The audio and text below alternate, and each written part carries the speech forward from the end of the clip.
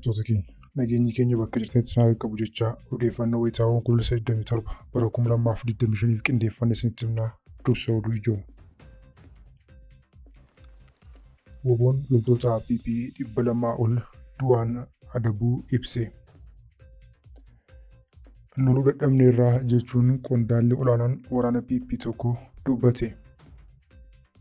Haati ilmaan torbaa loltoota PP'n ajjeefamte. WBO waraanuuf loltoonni 7,000 impaayeritti seenan. Warri toora YouTube chaanalii kanaaf raawwatan subscribe, like, share gochuudhaan nu tumsaa jechaan gara bal'ina oduutti isin dabarsa. Irree fi gaachanni saba Oromoo WBO'n tarkaanfii cimaa humnoota bilxiginnaa irratti fudhachuun loltoota sirnichaa hedduu du'aa fi madoon adabuun injifannoo boonsaa argachuu beeksiseera. Haala kanaan WBO'n zoonii kibbaa godina Booranaa aanaa Areeroo ganda Dhidilee keessatti tarkaanfii gaafa Onkoloolessa 24 bara 2025 fudhatee loltoota bilxiginnaa hedduu du'aa fi madoon adabuu ifoomse. Kana malees qawwee AKM tokko dabalatee WBO'n meeshaalee waraanaa garaagaraa irraa hiikkachuun dantaa qabsoo bilisummaa Oromootiif galii godheeraa jedhe. Haaluma wal fakkaatuun waraanni bilisummaa Oromoo zoonii lixaa godina Qeellam Wallaggaa aanaa Anfilloo keessatti tarkaanfii cimaa humnoota bilxiginnaa irratti fudhachuun barame. Akka kanaan tarkaanfii gaafa Onkoloolessa 24 bara 2025 ganama barii aanaa Anfilloo ganda Yererii fi Koolii keessatti fudhateen loltoota bilxiginnaa 126 ajjeesee 45 madeessuun qolama fayyaatti harkaan qabuun booji'eera. Gama meeshaatiin ammoo qawwee AKM 45, bireenii 3, diishqaa 1, jooroo diishqaa 8, rasaasota, boombii fi qophii waraanaa irraa hiikkachuun dantaa qabsoo bilisummaa Oromootiif galii godhuu ibseera. Kana malees loltoota bilxiginnaa gara magaalaa Muggiitti imalaa turan haleeluudhaan 20 battalatti ajjeesuun qolama madeessuun barameera. WBO'n zoonii Harsadee gaafa Onkoloolessa 25 bara 2025 godina Shawaa Kibba Lixaa aanaa Sooddoo Daaccii ganda Gaalaa Muulichaa iddoo addaa Haroo Hoomaa jedhamu keessatti tarkaanfii jabaa loltoota faashistii Abiyyi Ahmad irratti fudhateen 20 ol battalatti ajjeesuun hedduu ammoo madoon adabee qawwee AKM 2 hidhannoo guutuu walirraa hiikkachuun dantaa qabsoo bilisummaa Oromootiif galii godheera.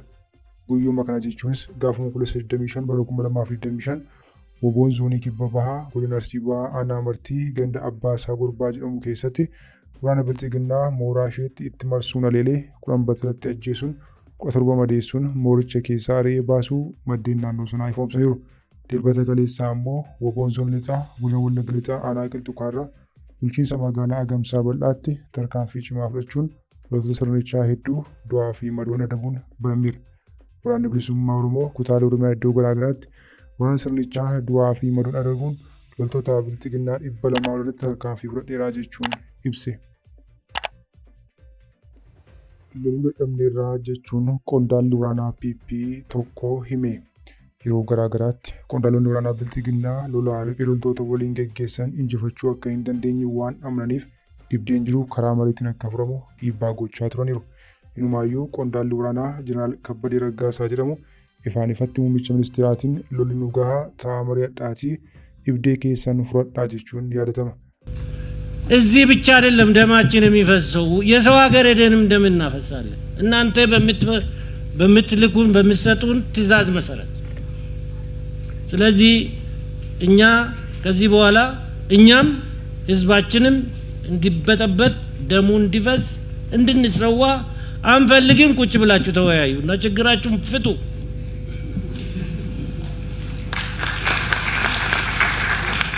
Ammoo qondaalli waraanaa bilxiginnaa kan biraan loltoonni dadhabaniiru waraanni dhaabbatee dhibdeen jiru karaa nagaan hafamu jechuun dhaga'ame. Qondaalli waraanaa bilxiginnaa Koloneel Akiliiluu Abbabee jedhamu kun yaada kenneen lolli impaayeritti keessatti gaggeeffamaa jiru lola obboloota gidduu ta'uu eeruun uummanni sababa kanaa jumlaan akka baalaatti harca'aa jiraachuu ibse. Kana malees loltoonni impaayeritti hedduu dadhabuu ibseera. Birmadummaa impaayeritti sarbamaa akka jirus yaadachiise. Bilxiginnaan daangaa Itoophiyaa, Sudaanii fi Eertiraaf muree kennuun birmadummaa biyyaa erga sharafee bubbuleeraa jedhama. Nagaa osoo hin taane waraana marii fi marabbaa osoo hin taane boombii fi diroonii filmaataa kan taasifatan Koloneel Abiyyi Ahmad garuu dubbii qajeelaa akkasii dhaga'uuf gurri isaanii banaa miti. Deetaa ministeera nagaa kan turan obbo Taayyee Danda'a waraanni haa dhaabbatu, dhibdeen jiru karaa nagaan haafamu jennaan mana hidhaatti darbachuun ni yaadatama. Kanas ta'e sana Koloneel Akiliiluu Abbabee naannoo Amaaraa magaalaa Waldiyaatti marii hawaasa wajjin taasisanii kan dubbachuutu dhaga'ame. Raayyaan ittisa Impaarettii erga laafee fi dadhabee bubbuleera. Sirnichis kanaan raafama keessa seenee akka jiru maddeen keessoo ni himu.